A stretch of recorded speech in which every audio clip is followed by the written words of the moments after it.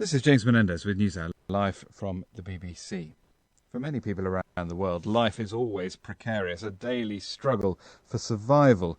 But for lots of other people, life in the 21st century is relatively secure, with levels of comfort, material wealth and good health unimaginable 100 years ago. And naturally, this pandemic has made that group of people suddenly feel much more insecure, both in terms of their health and their financial prospects. Today's unemployment figures in the US are testament to that. So how might the coronavirus change the way we organise ourselves? What are the flaws it's already exposed? For one view on this, I turn to the radical academic Noam Chomsky. Now 91, Professor Chomsky was born just before the Wall Street crash of 1929. And since coming of age, he's railed against the failings of unbridled capitalism through his writings on linguistics, philosophy, politics, and the mass media. I asked him first about those staggering jobless numbers. Does he fear that society might actually collapse? Well, the United States happens to have a very weak social welfare system, and therefore also a highly dysfunctional health system. That can be fixed very quickly by Congress. It's possible to direct funds immediately to the people who are losing jobs, not to the corporations who have fretted away the last glory days with stock buybacks and are now pleading for assistance. But funds can go directly to the people, and that can be done at an enormous scale. It doesn't have to be at the scale of World War II, but that shows you what can be done if there's the will and if a serious direction could come from the White House. Is it possible, though, that the real danger from this pandemic is from the economic shock that it creates? That could be. Any country that has its own currency, and a relatively rich country shouldn't have any problem simply dealing in some fashion with the economic crisis. There's a human crisis just of deaths, but we should bear in mind that sooner or later we will recover from this. We're not going to recover from the melting of the polar ice sheets. So I think this is a terrible situation with the coronavirus. Everything should be done to deal with it. We should keep in mind that we have far greater threats looming and not in the distance. So is this perhaps just a harbinger of what is to come if the predictions about climate change come true in the decades to come? It has been known for years that pandemics are very likely, including coronavirus pandemics like SARS, which is another coronavirus. Steps were not taken to prepare for it. Okay, we can learn a lesson from that. Other pandemics are going to come, and with the attack on the environment, they're even more likely than before. We can prepare for them. Now, there are impediments, and we should pay attention to what they are.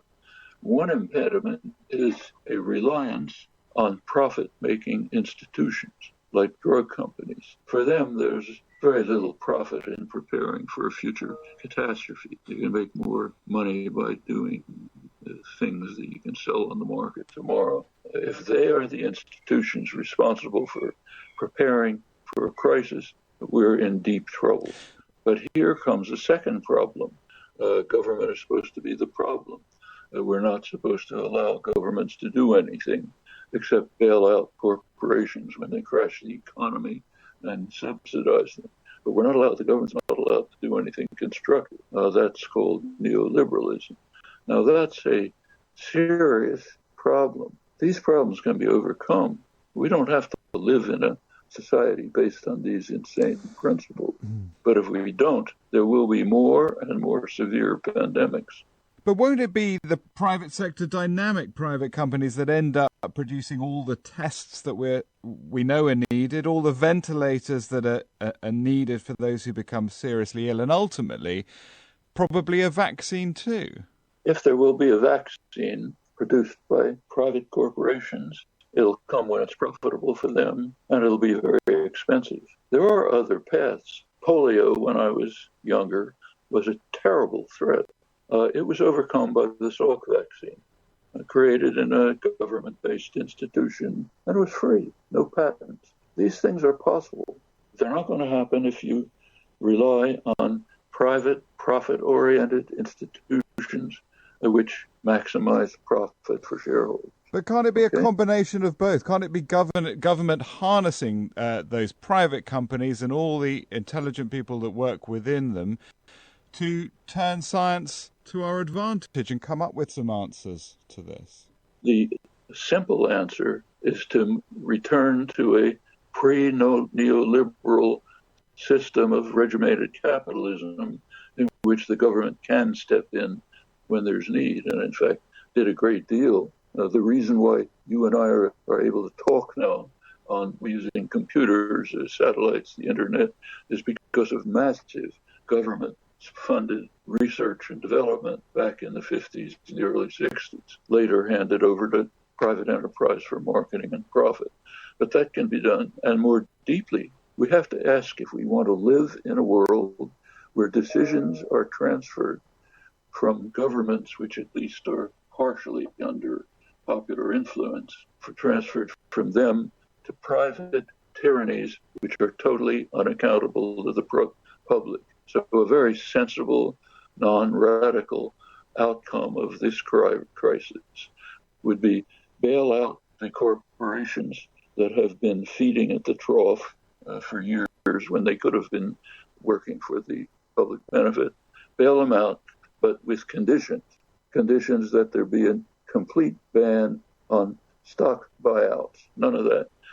Ban on tax havens. Can this be done? Of course. This sounds like a call for greater regulation, but not for a total upheaval of the global economic order.